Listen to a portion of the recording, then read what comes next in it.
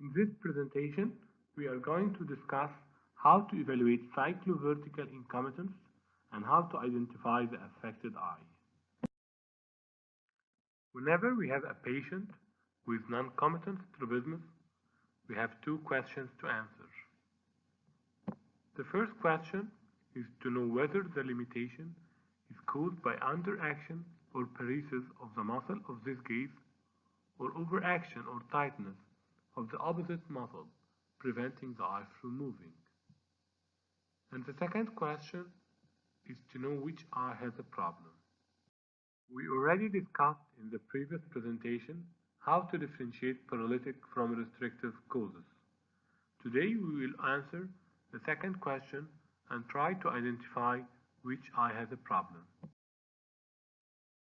In cyclovertical muscle incomitance, the answer to this question is not always that easy. This girl, for example, has a left hypertropia that increases on right gaze.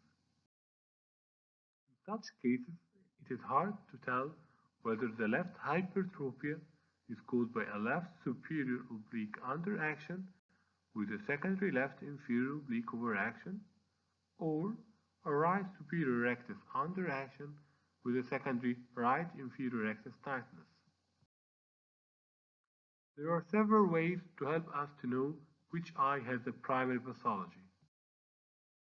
The first method is to do a force reduction test on both eyes. For example, in this girl with a left hypertropia on right gaze, we can do force reduction tests on both eyes to tell whether the hypertropia is caused by a weak left superior oblique muscle with a left inferior oblique tightness, or a weak right superior rectus muscle with secondary tightness of the right inferior rectus muscle. We already discussed in the previous presentation how to do force reduction testing for the extraocular muscle. For the rectus muscle, the globe is held with a forceps at the limbus and moved opposite to the direction to be tested.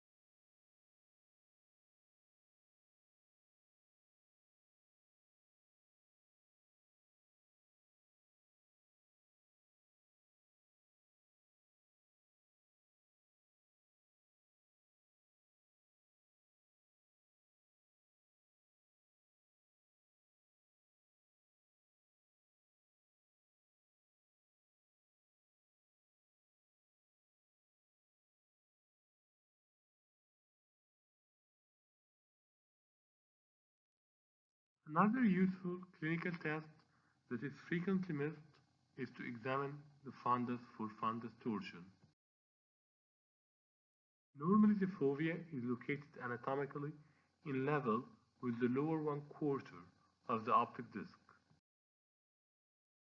If there is paresis of the intortors of the globe, which are the superior rectus and superior oblique, or overaction of the extortors of the globe, which are the inferior rectus and the inferior oblique, the eye will be extorted, so that now the fovea is at a horizontal level below the optic disc.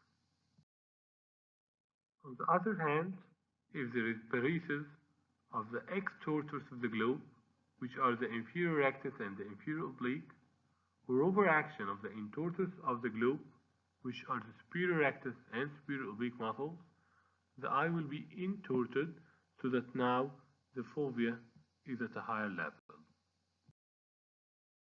There are several ways to look for fundus torsion. The easiest way is to use the indirect ophthalmoscope. In order to ensure that the evaluation of fundus torsion is accurate, the doctor and the patient should be at the same horizontal level. We need also to ensure that the head of the patient is straight, with no head tilt. The illumination should be kept as low as possible to make it easier for the patient to look straight ahead into the light. The patient is instructed to look in the center of the light.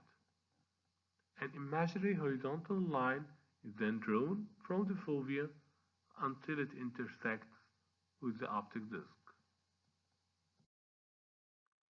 Alternatively, the doctor can hold the pen horizontally with the other hand just few centimeters in front of the condensing lens. The patient is asked to look at the tip of the pen. Remember that the lens must be held from the same side that is being examined, that is, with the left hand for examining the right eye of the patient and with the right hand for examining the left eye of the patient. The point where the pen intersects the optic disc is then determined.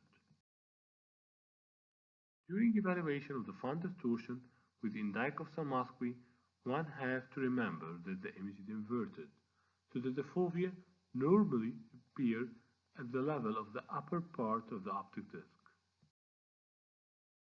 The degree of fundus torsion can then be graded using Guyton's grading system. Normally the fovea is at the horizontal level with the upper fourth of the optic disc in the inverted view of the indicophthalmoscope. If the eye is extorted, the fovea will appear in indicophthalmoscopy at a higher level than the optic disc. Extortion is graded from +1 to +4, with the difference between each grade and the other equal to 1/8 of the vertical optic disc diameter. So a +2 extortion means that the fovea is higher than the upper pole of the optic disc by 1/4 of the optic disc diameter.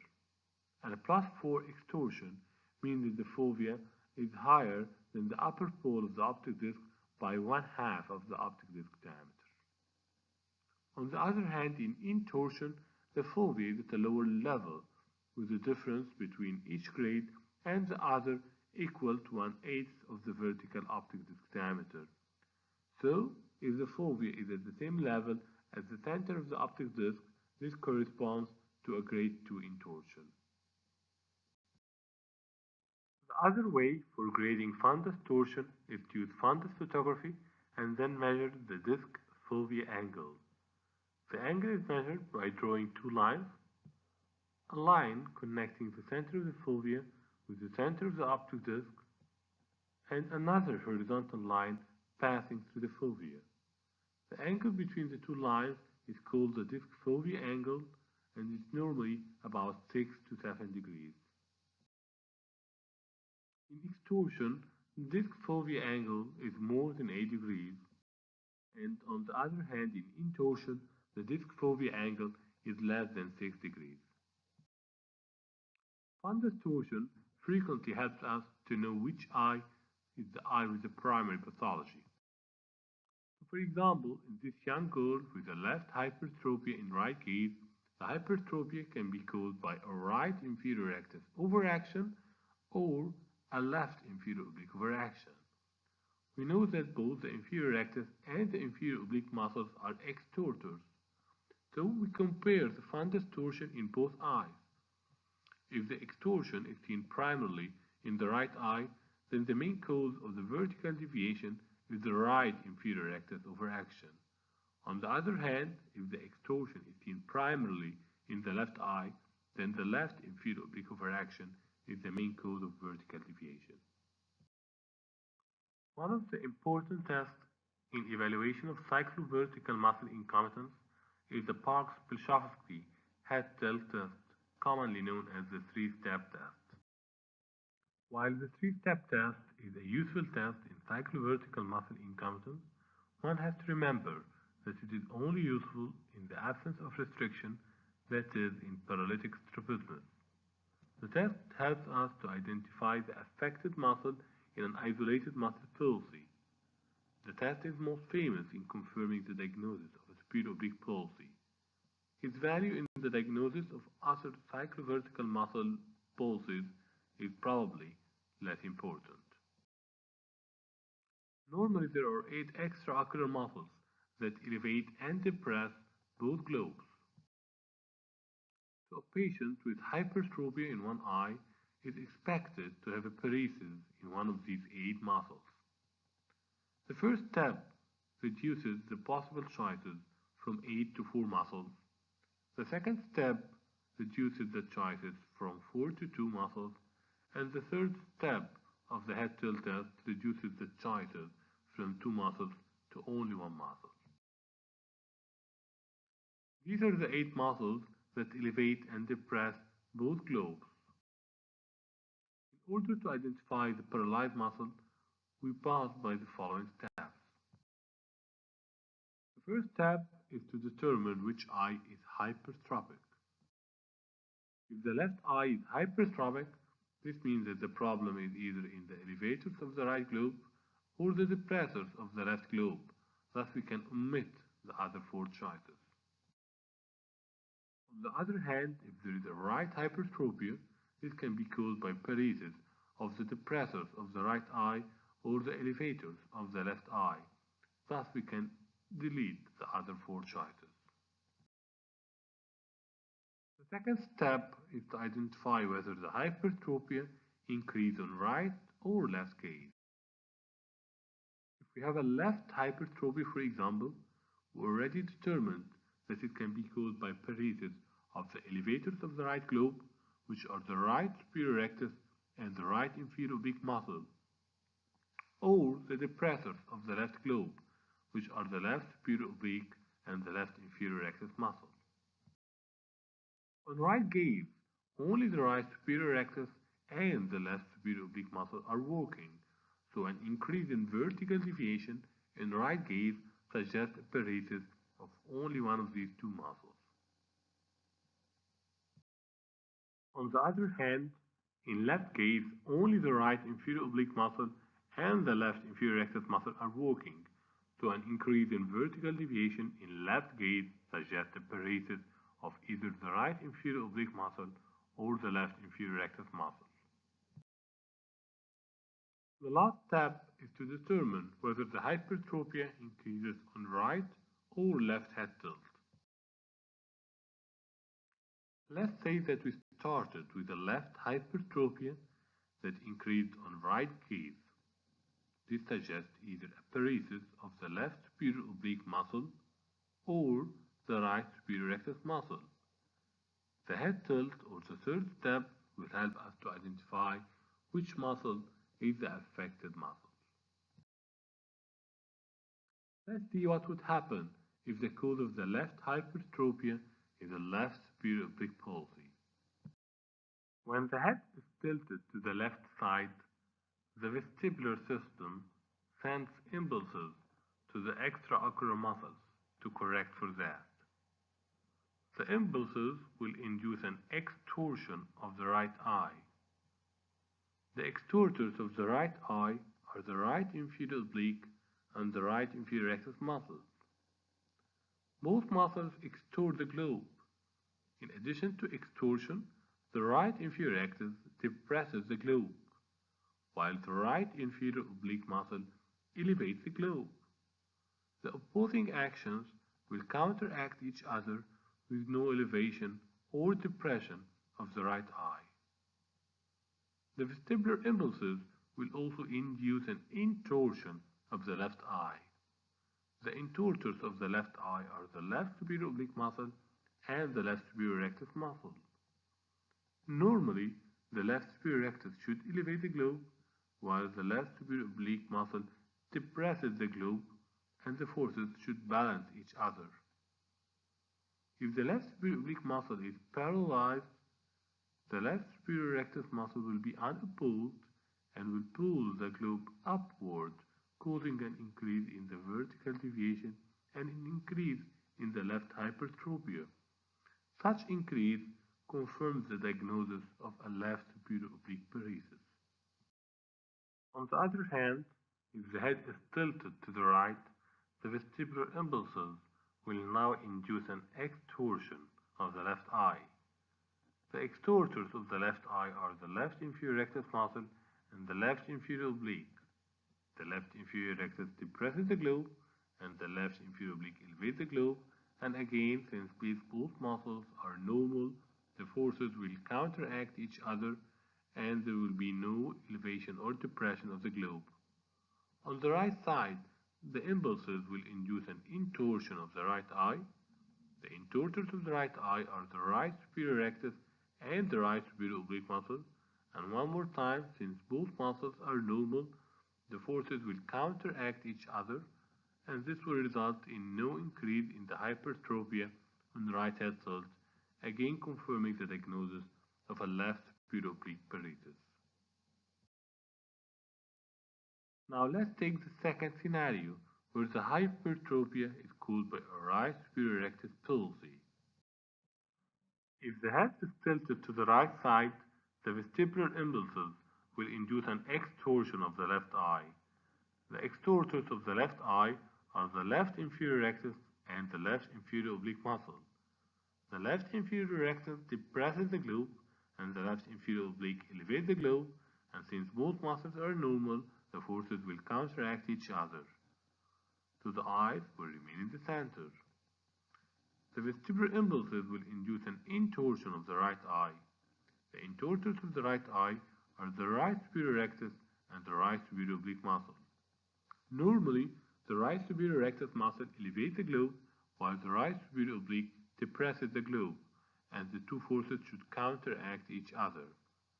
However, since the right superior rectus muscle is paralyzed, the right superior oblique muscle will take the upper hand and pull the globe down, causing an increase in the left hypertrophy, suggesting a diagnosis of a right superior rectus paresis. On the other hand, when the head is tilted to the left side, the vestibular system sends impulses that will induce an extorsion of the right eye.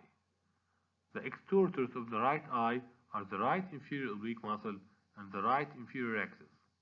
Both muscles extort the globe. In addition to extortion, the right inferior rectus muscle depresses the globe, while the right inferior oblique elevates the globe. The opposing actions will counteract each other with no elevation or depression of the right eye.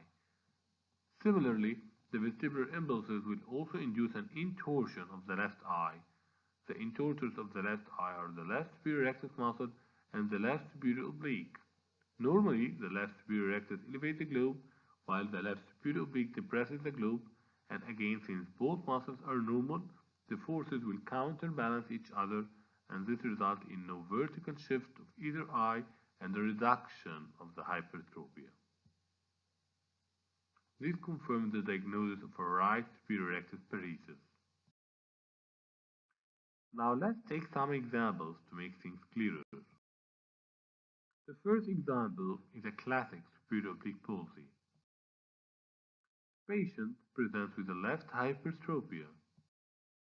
The first step is to determine which eye is hypertrophic.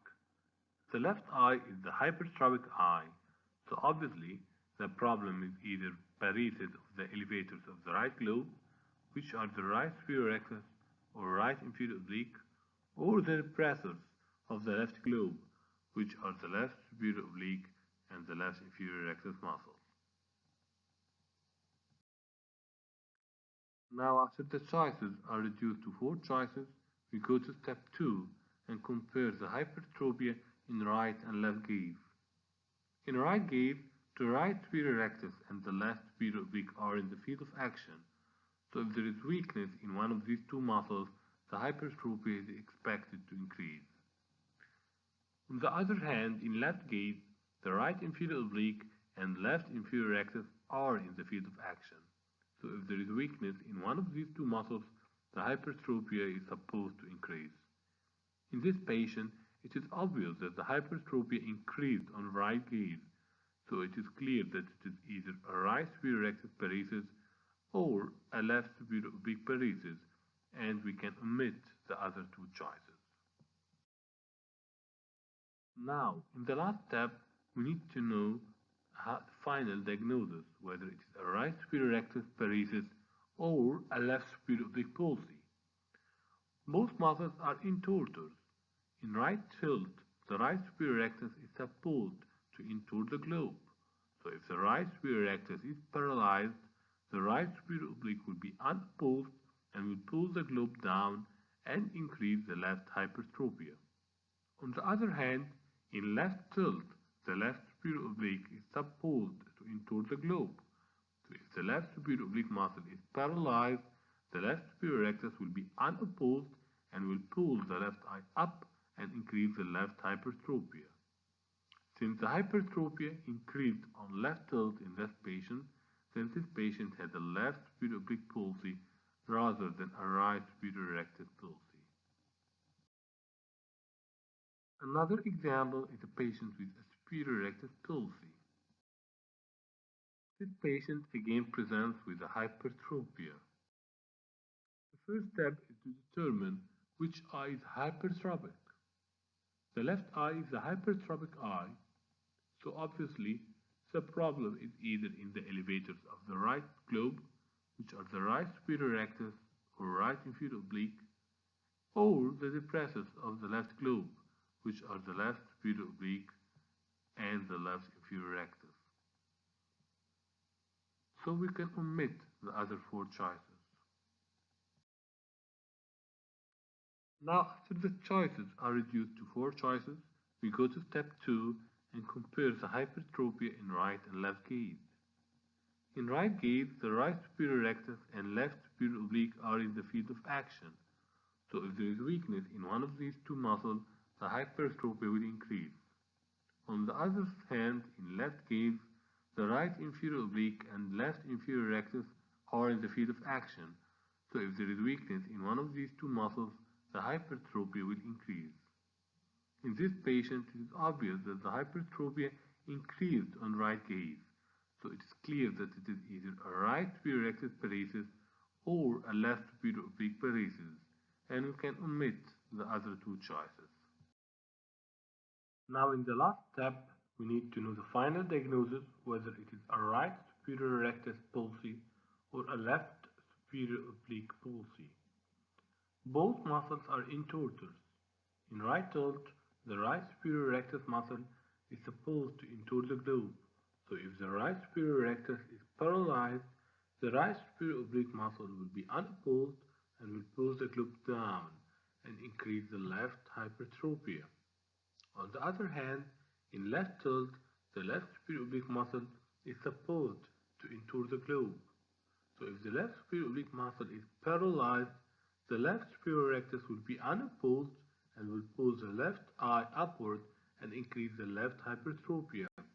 Since the hypertrophy increased on right tilt, then this patient has a right superior rectus palsy rather than a left superior oblique palsy. Now the next example will be an inferior oblique palsy. Patient again presents with a hypertrophy. The first step is to determine which eye is hypertropic. The left eye is the hypertropic eye. So obviously the problem is either in the elevators of the right globe, which are the right superior rectus and the right inferior oblique, or the depressors of the left globe, which are the left superior oblique and left inferior rectus. And we are going to omit the other four choices.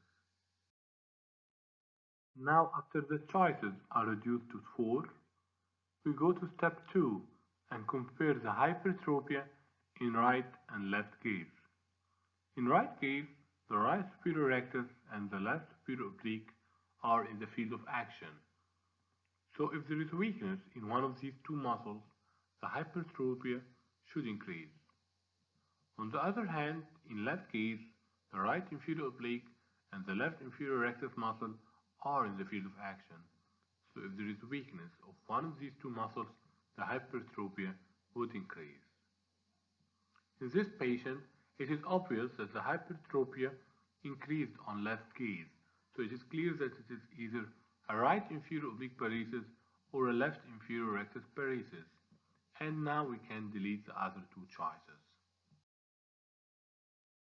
Now to the last step, we need to know the final diagnosis, whether it is a right inferior oblique palsy or a left inferior rectus palsy. Both muscles are extorters. In right tilt, the left inferior rectus is supposed to extort the left globe. So if the left inferior rectus muscle is paralyzed, the left inferior oblique will be unopposed and will pull the left eye up and increase the left hypertrophy. On the other hand, in left head tilt, the right inferior oblique muscle is supposed to extort the right globe. So if the right inferior oblique muscle is paralyzed, the right inferior rectus will be unopposed and will pull the right eye down and increase the left hypertrophy. Since the hypertrophy increased on left tilt, the patient has a right inferior oblique palsy rather than a left inferior rectus palsy. One last example is an inferior rectus palsy. The patient again will present with a hypertrophy, and the first step is to determine which eye is hypertrophic. The left eye is a hypertrophic eye, so obviously the problem is either in the elevators of the right globe, which are the right superior rectus and the right inferior oblique, or the depressors of the left globe, which are the left superior oblique and left inferior rectus. And we are going to omit the other four choices. Now after the choices are reduced to 4, we go to step 2 and compare the hypertrophy in right and left gaze. In right gaze, the right superior rectus and the left superior oblique are in the field of action. So if there is weakness in one of these two muscles, the hypertrophy will increase. On the other hand, in left gaze, the right inferior oblique and the left inferior rectus muscle are in the field of action. So if there is weakness of one of these two muscles, the hypertrophy would increase. In this patient, it is obvious that the hypertrophy increased on left gaze, so it is clear that it is either a right inferior oblique palsy or a left inferior rectus paresis, and we can omit the other two choices. Now in the last step, we need to know the final diagnosis, whether it is a right inferior oblique palsy or a left inferior rectus palsy. Both muscles are extorters. In right tilt, the left inferior rectus muscle is supposed to extort the left globe. So if the left inferior rectus muscle is paralyzed, the left inferior oblique will be unopposed and will pull the left eye up and increase the left hypertrophy. On the other hand, in left head tilt, the right inferior oblique is supposed to extort the right globe. So if the right inferior oblique muscle is paralyzed, the right inferior rectus will be unopposed and will pull the right eye down and increase the left hypertrophy. Since the hypertrophy increased on right tilt, then the patient has a left inferior rectus palsy rather than a right inferior oblique palsy. Most of us have difficulties in memorizing the three-step test. One has to remember that at the end of step 2, you are left with two muscles, one muscle in each eye, either two superiors or two inferiors. One of them is a rectus muscle and the other is an oblique muscle. Some rules that help us to remember that if the hypertrophy increase on ipsilateral gaze, that is gaze towards the hypertrophic side, this means it is an inferior muscle palsy, either an inferior rectus palsy on the hypertrophic eye or an inferior oblique palsy on the hypertrophic eye. So this patient has left hypertrophy increased on ipsilateral gaze, that is left gaze, so that means either a right inferior oblique palsy or a left inferior rectus palsy. The second law is to remember that if hypertrophy increased on head tilt towards the hypertrophic side, this means it is an oblique muscle palsy, either a superior oblique palsy on the hypertrophic eye or an inferior oblique palsy on the hypertrophic eye. So in this patient, The left hypertropia increased on ipsilateral head tilt, that is left head tilt. So this means an oblique muscle palsy, either a left superior oblique palsy or a right inferior oblique palsy. And the opposite is also true. If the hypertropia increased on head tilt to the hypotropic side, this means a rectus muscle palsy, either an inferior rectus palsy on the hypertropic eye or a superior rectus palsy on the hypotropic eye. In this patient, the hypertropia increased on head tilt toward the hypotropic side, that is the right side. So this means a vertical rectus muscle palsy, either a right superior rectus or a left inferior rectus. One last thing that can help us to detect the affected eye or muscle is the Hess screen. In general, in Hess screen, the patient is asked to point a green dot that he sees with one eye on a red dot that he sees with the other eye. The test is done first in the primary position and then repeated in different directions of gaze. The patient's response is then recorded on a piece of paper and the points are connected together to draw the Hess chart of the patient. To identify the eye with the primary pathology, one needs to compare the sizes of the Hess screen of both eyes. The eye with the smaller Hess screen is the eye with the primary pathology. In this patient, the field of the right eye is smaller. This means that the primary affection is in the right eye. In this patient, the field of the left eye is a bit smaller than that of the right eye, indicating that the primary affection is in the left eye, while the right eye is showing the second equally, that's why it's having a large field of eye motion. We are going to discuss Hess screen in more details in other presentations.